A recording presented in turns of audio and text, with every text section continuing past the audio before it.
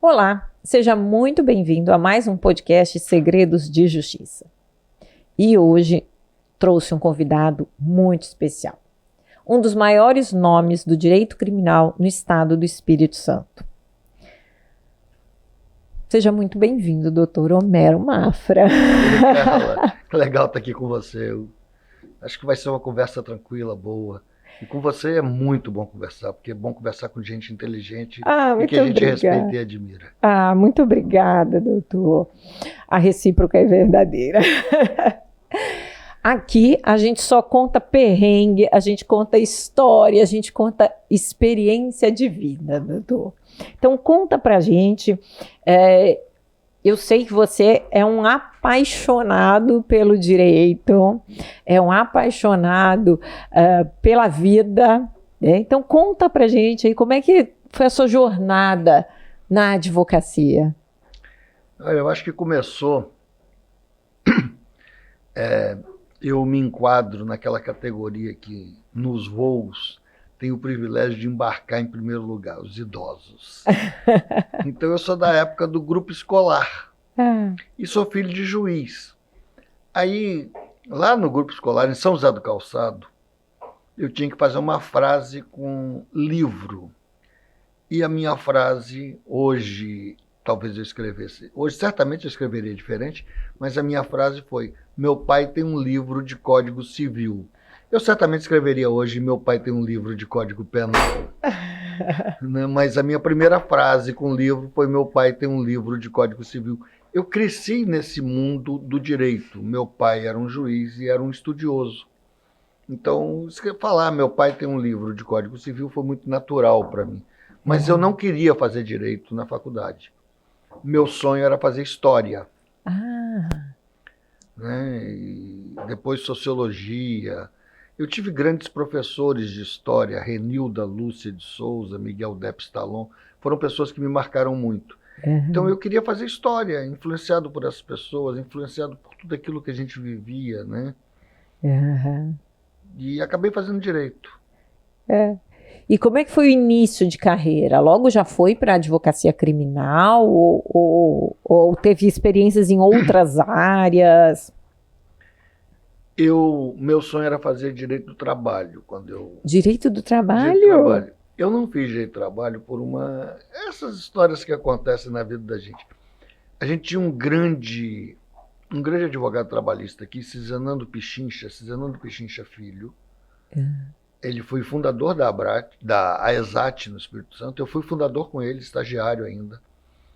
E um dia eu tinha sido aluno de Milton Murad, ex-presidente da Ordem, e eu estava na praia em Guarapari, levantei para sair, e o Milton me perguntou: você vai para onde que você está saindo da praia? Eu falei: eu estou indo para Vitória encontrar Pichincha.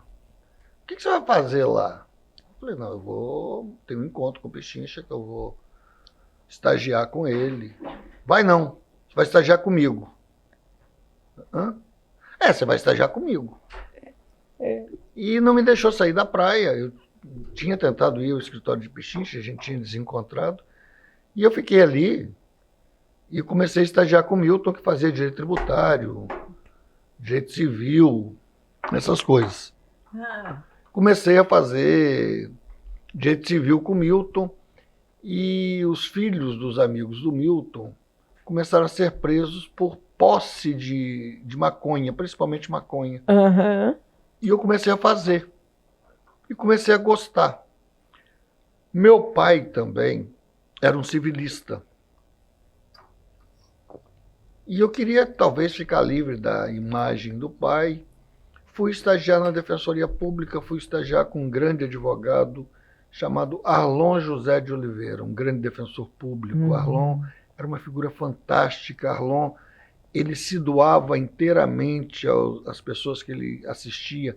A defensoria às vezes não conseguia pagar uma perícia, ele pagava do bolso dele a perícia. Era um defensor daqueles que se doava integralmente. Eu comecei a trabalhar com Arlon, fiz júris com Zé Almério Petroneto e fui me apaixonando pela liberdade. Comecei a achar que eu era um criminalista. E fui fazendo o criminal do escritório do Milton, depois eu saí, montei o meu. Os meus amigos aí também foram presos por uso de droga. E eu comecei, sei lá, foi uma coisa... Você vai sendo levado, né? No começo você faz tudo. Você faz jeito de família, que eu desisti quando eu fiz uma separação, 6 pratos para um, 6 pratos para outro. Falei, não, Teve isso. Isso não é a minha, né?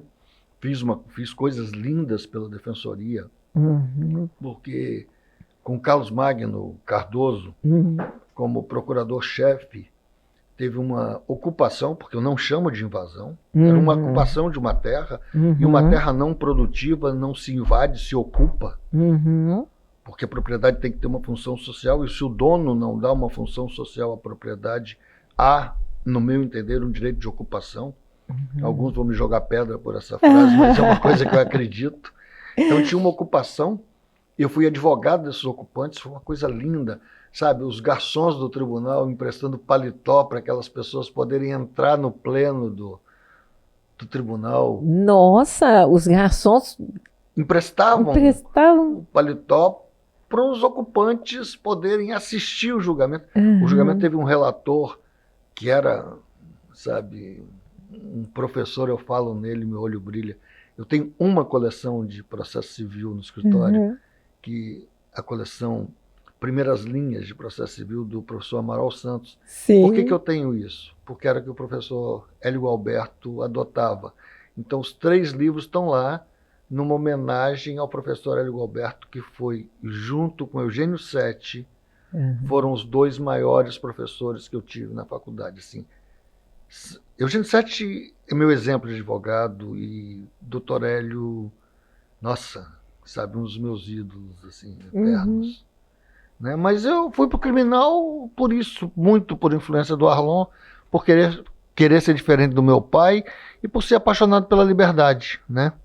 Frase do Evandro Lins: eu não gosto do direito, eu gosto da liberdade. Que bacana! E assim, já contou pra gente que tem muita história, né? Muita história. Como é que teve algum caso assim que lhe marcou muito, muito nessa sua jornada? Foram muitos, né? Por exemplo, eu tive a honra de participar da defesa do Zé Rainha, no júri do Zé Rainha, aqui em Vitória, com o ministro Evandro. O ministro Evandro Lins, eu conheci o ministro Evandro, eu era um menino, teve um encontro de criminalistas em São Paulo, e menino acha que pode tudo. Eu achava que eu era criminalista. E vi o ministro lá, fui tietar, ou se não, né? Claro. Aí comecei a perguntar umas coisas do ministro. No voo, para você ter uma ideia do tempo, os mais novos que assistirem isso não vão nem saber do que eu estou falando. Era um voo da Transbrasil, Carla. E fazia não sabem mesmo. São Paulo, Rio, Vitória. E aí, quando chamaram para embarque, eu falei, deixa o ministro ir, porque eu também não vou tietar, mas tem limite, né? Aí o ministro virou para mim e falou, meu jovem, senta do meu lado. E viemos conversando e ele me deu o telefone dele. Olha que loucura. Olha. Me deu o telefone dele e falou, olha, quando você precisar de alguma coisa, você me liga. Teve um júri, o Zé Inácio Ferreira, que foi governador do estado, foi presidente da ordem, foi um dos maiores presidentes da história da OAB e foi o advogado que me inspira para fazer júri. Eu aprendi a fazer júri, meu estilo de júri é o estilo de Zé Inácio Ferreira. Foi quem me ensinou a fazer júri, foi com quem eu aprendi. Zé Inácio me levou para fazer o meu primeiro júri, foi uma coisa muito engraçada, porque tinha uma acusação de vilipêndio a cadáver, e eu estudei tudo sobre vilipêndio. Eu era doutor em vilipêndio. Nossa! Eu podia chamar qualquer... Nelson Hungria sabia menos de vilipêndio que eu. Aí o promotor disse, quanto ao vilipêndio, eu não vou nem falar porque não teve. A minha vontade era bater no pessoal, porque a minha fala era sobre vilipêndio. Mas aí Zé Inácio estava em campanha para o Senado e não ia fazer o júri. Esse júri foi nós ganhamos o primeiro júri, o Ministério Público recorreu, ganhou o segundo, nós recorremos, foi anulado, então era o terceiro júri, Zé Inácio não ia poder fazer, falou, você faz. E o moleque atrevido falou, eu faço, né? Eu sou bom. Coitado de mim, tragédia. E aí eu resolvi ligar para o ministro. Ele tinha me dado o telefone. Não tinha nem celular na época. E o menino falou, vai. Eu liguei, o ministro me ensinou um monte de coisa, entre elas, chamar um advogado do local para fazer o júri, para as pessoas do lugar não pensarem que você é um estranho. Olha. Ele me ensinou isso. E aí, quando ele veio fazer o júri de Zé Rainha aqui, ele falou, eu quero o Homero. Em Vitória, eu quero o Homero. Para não acharem que ele era um estranho. Vê se alguém ia achar que o ministro Evandro Lins era um estranho. Então, eu tive o privilégio de fazer o júri de Zé Rainha com o ministro Evandro. Mas um dos júris que mais me marcou foi o do Gilberto, em São José do Calçado. Eu estudei em Calçado, meu pai foi juiz de Calçado 6 anos. Gilberto foi um amigo meu de infância. E ele matou os 2 filhos num acesso de loucura.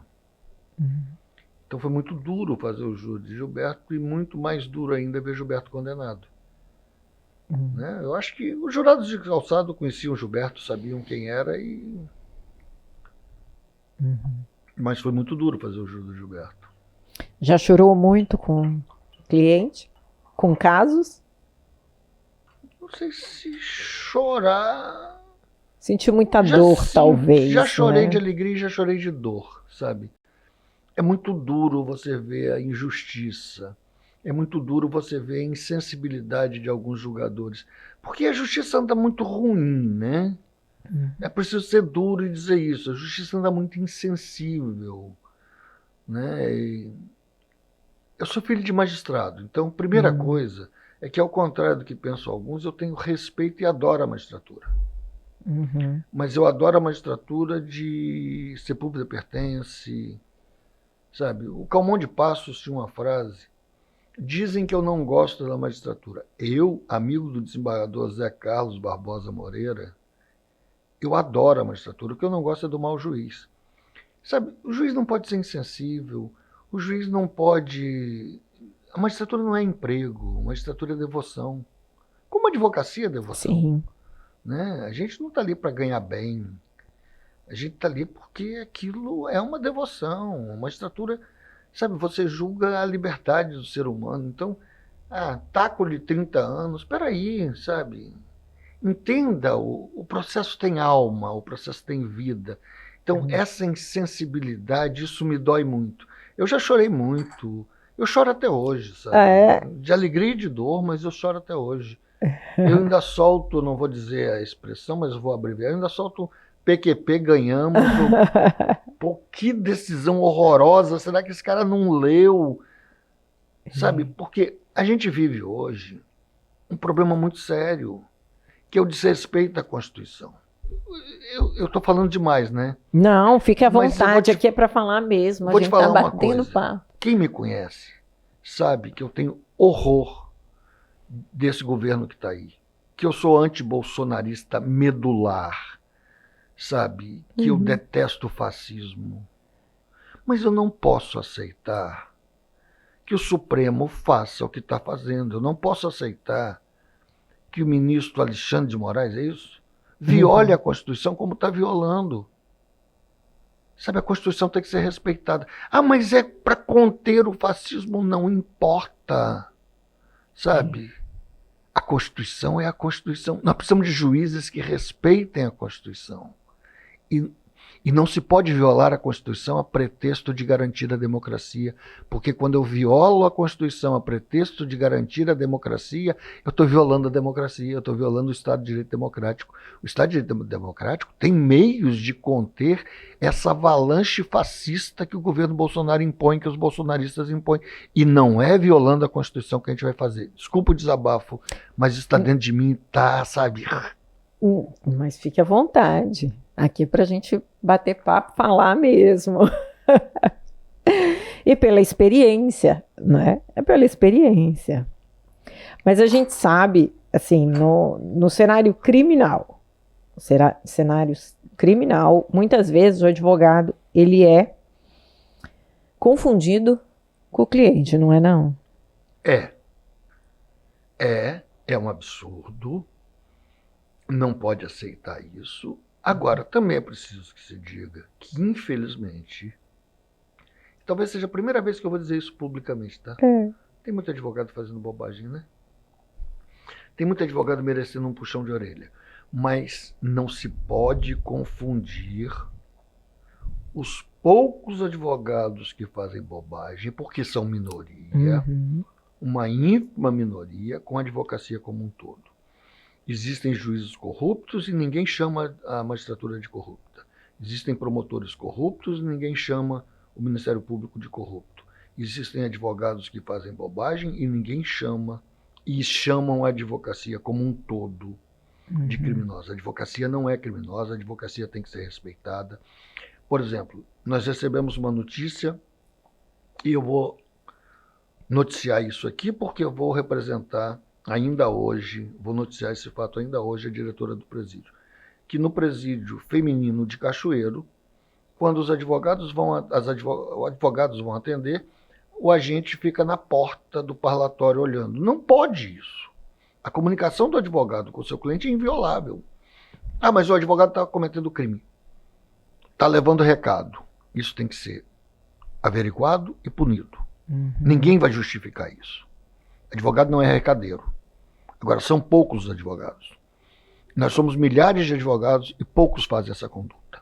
Não se pode criminalizar o advogado. A conduta, o advogado faz pelo cliente tudo aquilo que o cliente eticamente faria em sua defesa. O advogado é um ser ético.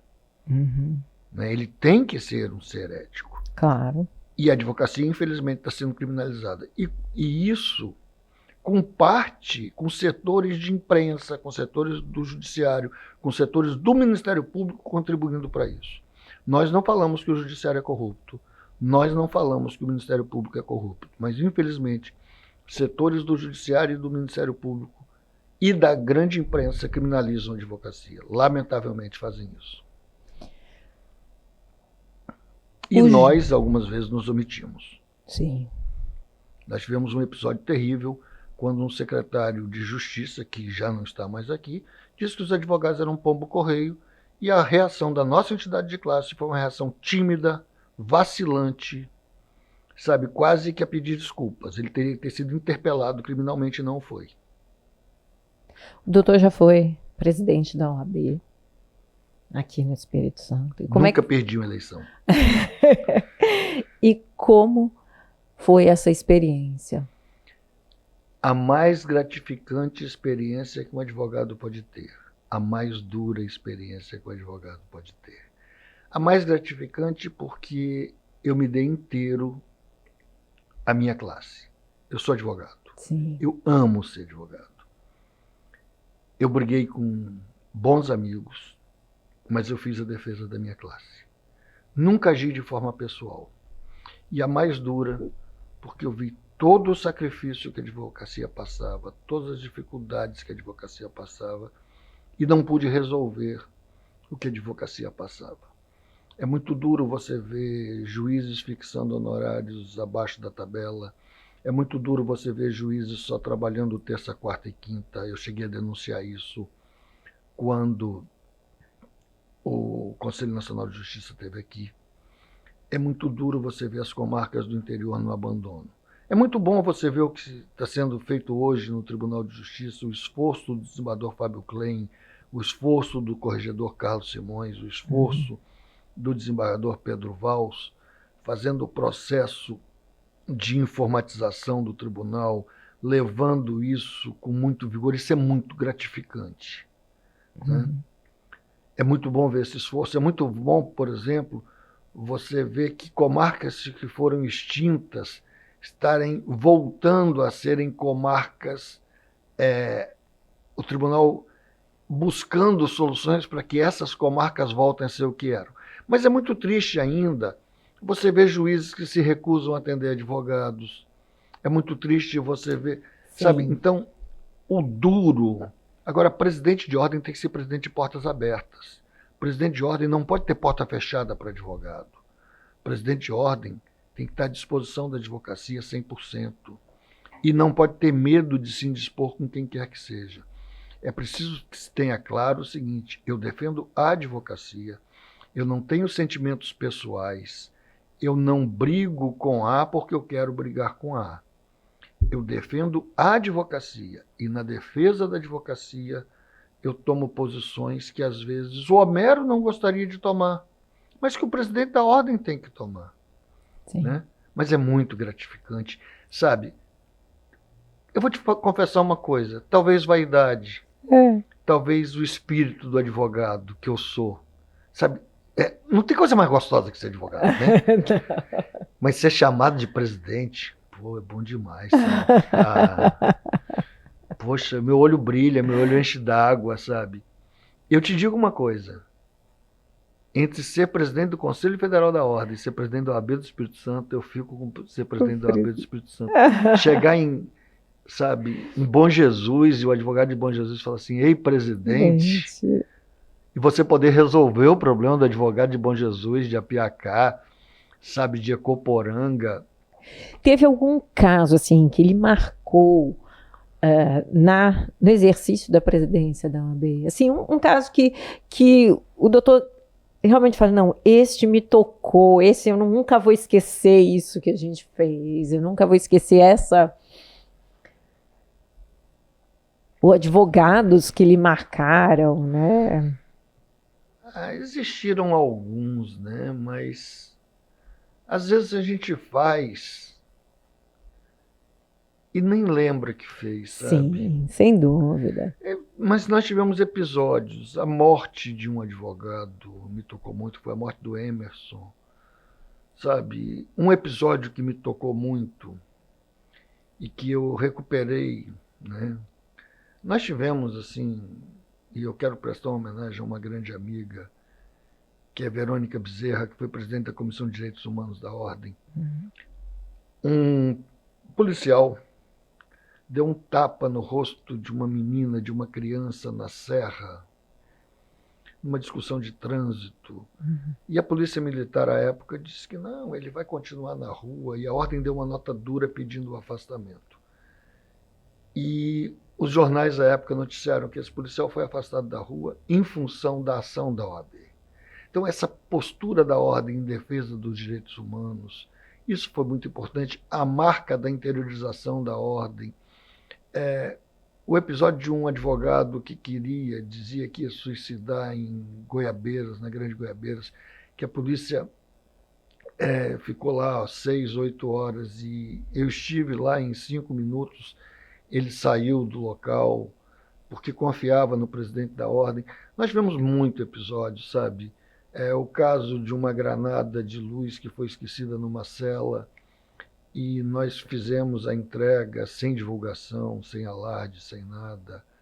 Sabe? Nós tivemos muitos episódios, mas sempre a marca da defesa da prerrogativa, né? Alguém me lembrou quando eu fui... O presidente foi a uma audiência de um advogado em Bom Jesus, sabe? Telefonemas de madrugada para o presidente. Isso é muito gostoso, era muito gostoso, sabe? Poder resolver problema de advogado, sabe? Era bom demais, você se sente útil, se sente vivo. Mas no final das contas, a presidência não é glamour, é trabalho, né? Muito trabalho, mas um trabalho que gratifica, sabe? Você fica feliz. Você tem portas fechadas algumas. Você perde cliente porque você se dedica à presidência. Sabe, eu não ia ao meu escritório de tarde, eu ficava na Ordem. Sabe, você voltaria? Penso que não. Sabe, eu acho que já dei meu tempo de contribuição. Penso que não. Mas que foi um tempo muito gostoso, eu não posso negar que foi. Cliente chegou a lhe questionar mesmo? Claro. Pela sua falta. O cliente não me encontrava no escritório, sabe? Não, eu estou na Ordem. E na Ordem eu não recebia cliente. Eu perdi cliente. Por exemplo, eu fiz uma atuação em favor de um advogado num primeiro momento. Depois ele foi à Ordem e falou: eu quero te contratar. Eu falei: não posso. Eu comecei a trabalhar para você como presidente da Ordem. E fiz a defesa dele, a assistência dele até o final como presidente da Ordem. É. Faz parte. Faz parte, faz parte. E no júri, teve algum caso assim que lhe marcou, um caso inusitado? E conta pra gente também outra coisa. Júri é teatro mesmo? Porque a gente, né, chega série de televisão, filmes, né, aquele teatro todo. E conta pra gente, qual o segredo de um bom júri? Estudar o processo, conhecer cada linha do processo, conhecer, estudar muito. O júri não é teatro, o júri é técnica. Cada um faz o júri à sua maneira. Né? Uns mais limpos, limpos no sentido de... Evandro Lins é que diz. Eu cito muito Evandro Lins, porque Evandro Lins é a inspiração. Ele diz o seguinte, uma cirurgia, tem o cirurgião que faz a cirurgia limpa, quase sem sangue. O outro tem sangue para todo lado, a sala está suja. No final é só uma pergunta interessa. Como é que saiu o cliente? O paciente, né? Então, tem gente que faz um júri assim, técnico, bonito, Paraná. O outro faz um júri... Mas júri é técnica, júri não é teatro. Essa coisa do júri teatral, ele já se perdeu. A gente tem que acabar... Mas era muito assim, Era muito não era? Eu era. lembro na minha época de faculdade, tinham vários júris que a gente marcava, olha, fulano de tal vai ter, então era um teatro. E tem advogados que são, né, famosos por sua oratória, por tudo isso, né? Eu lembro de um júri que eu fiz, Elisângela Leite Mello, eu falei, e a gente perdeu o júri, 4-3. Eu falei, Elisângela, o que eu podia ter feito mais? A resposta dela foi genial, trocar das caixinhas do resultado, entendeu? Cabeça de jurado. Agora, a gente tem que acabar com... A gente precisa oxigenar o Conselho de Sentença. O Conselho de Sentença, ele não é hoje o que o Código diz que é. Porque o Código diz que tem que ser uma representação da sociedade. Nós não temos nem operários, nem a elite no Conselho de Sentença. Nós temos uma classe média, com os valores de classe média, com os valores conservadores de classe média, e nós precisamos ter uma oxigenada. Mas é muito difícil fazer isso, porque você imagina a elite sentando no júri, ela vai se recusar. Né? O James Tubichlac, que era um juiz de direito do Rio, tentou fazer isso. Nossa, ele foi bombardeado por todos os lados. Porque os artistas não querem ir, né? Os intelectuais não querem ir, os grandes industriais não querem ir. Então acaba sendo um júri de funcionário público, que é o que a gente tem, que não representa o extrato da sociedade, quando o júri deveria representar esse extrato da sociedade. Deveria ser um extrato da sociedade. Né? Há essa dificuldade em qualquer lugar do mundo? No mundo eu não sei, no Brasil com certeza. Né? Acaba sendo o júri de funcionários públicos, de empresas que no final eles são liberados para participarem do júri. Então esse júri não representa a sociedade. Representa a classe média. A classe média, sem dúvida. Pequena classe média, né? Pequena burguesia. E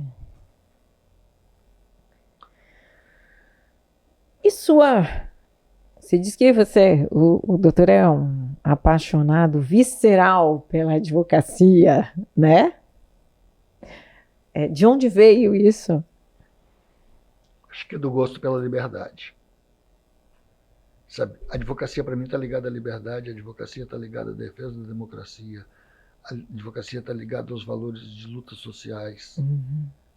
Sabe, a advocacia está ligada a isso, a democracia. Sabe, eu não consigo pensar a advocacia longe da democracia. Então eu não consigo pensar a advocacia como um fim em si mesmo. Sabe, a advocacia é um instrumento de luta pela democracia. Embora o professor Erkenhoff tenha ensinado a todos os seus ex-alunos que mais conservador que o direito é o homem do direito. Mas eu quero ser uma nota dissonante nessa frase do Erkenhoff. Eu não quero ser o homem do direito conservador. Eu quero ser o homem do direito que pensa criticamente. Eu quero ser o homem do direito que não aceita as diferenças sociais.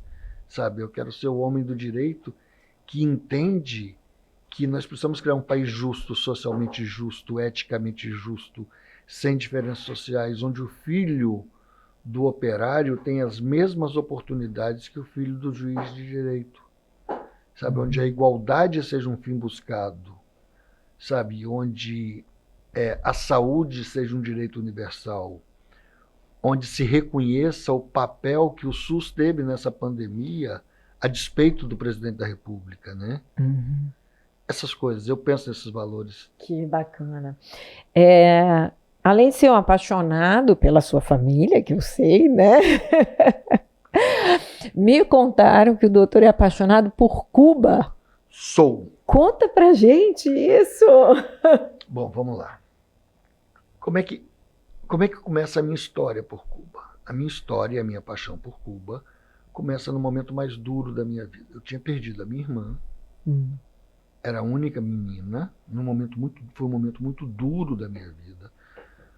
A morte do meu pai foi dura, a morte da minha mãe, que é relativamente recente, dói até hoje. Mas a morte da Flávia foi o maior baque que eu tive na minha vida. Foi o momento que eu fui ao fundo do poço. Não tenho nenhum medo de dizer isso, fui. A profissão me salvou.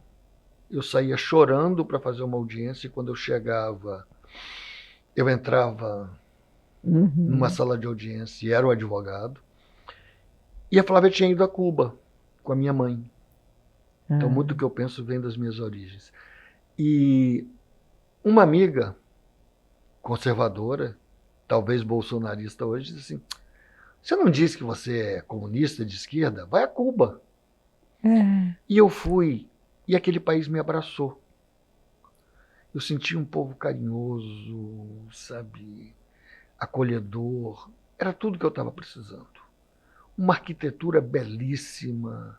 A arquitetura colonial cubana é a arquitetura mais representativa da América Espanhola. Então você vê a Plaza de Armas, você vê a Catedral de Havana, aquele povo gostoso, musical. E me acolheu. No momento mais duro da minha vida, Cuba me acolheu. E eu passei a ficar apaixonado e comecei a ir a Cuba. E fui vendo outras coisas. Então hoje, Cuba, para mim, além... Sabe, eu vejo os problemas que Cuba tem. Claro que tem. Claro. O Eduardo Galeano tem uma frase, Cuba não é nem a maravilha que seus amigos dizem que é, nem o inferno que seus inimigos pintam. Mas eu adoro Cuba, adoro Havana, andar por Havana. Havana é uma cidade linda. Aí você vê, por exemplo, a música cubana. Eu tenho amigos e tem uma grande cantora cubana, fica a dica, quem quiser, procure Teresa Garcia Caturla, TT Caturla, vai na internet, ouça TT Caturla, ouça Buena Vista Social Clube, ouça Pio Leiva e vai falar e vai saber que Homero, esse capixaba maluco, jantou e conheceu Pio Leiva, sabe, um cara de Buena Vista, que sou amigo de TT. Por quê? Porque em Cuba eu não sou nada, eu não sou ninguém, eu sou um pinto no lixo. Eu sou um cara que saiu andando nas ruas daquela ilha e vou conhecendo as pessoas sem terno, sem gravata, de bermuda, sabe, tomando meu morrito, meu daiquiri, não fumo charuto. Não? Não, eu não gosto. Sabe, meu boné, minha gorra, como dizem os cubanos. Então, eu amo aquela ilha. E o povo cubano é muito carinhoso, é muito acolhedor. É como a Bahia. Quem gosta da Bahia vai se sentir maravilhosamente bem em Havana. Tem uma comida boa, para o turista não falta nada. Aí as pessoas, mas você é turista em Cuba? Cuba é um país muito pobre, até parece que o Brasil não é, né? Mas não vamos discutir politicamente, não. Vamos ver as belezas das praias cubanas e a arquitetura colonial cubana, o povo e a música cubana. Cuba é apaixonante e vale a pena conhecer. Que legal. Agora a gente vai fazer um bate-bola. Vou falar algo e o doutor me responde com o que lhe vier na cabeça. Tá? Nunca diga para um advogado. Não pode. Processo físico ou eletrônico? Hoje eletrônico. Audiência presencial ou virtual? Tanto faz. Desde que seja audiência, né? Alvará é? Liberdade. Justiça é? Uma busca permanente. O que você gostaria de ouvir se estivesse começando hoje? Estude. O que mais lhe irrita num processo? Demora. Nunca comece uma sustentação oral com? Estou iniciando. O que diria para quem fala que advogado tem vida fácil? Mentira. O que fazer quando a liminar chega para ser cumprida na sexta-feira às 18 horas? Senta, chora e briga. Se não fosse advogado, seria? Advogado. Doutor Homero, o que diria hoje para um jovem advogado? Seja advogado, vale a pena. Olha, muito, muito obrigado. Foi um prazer recebê-lo aqui.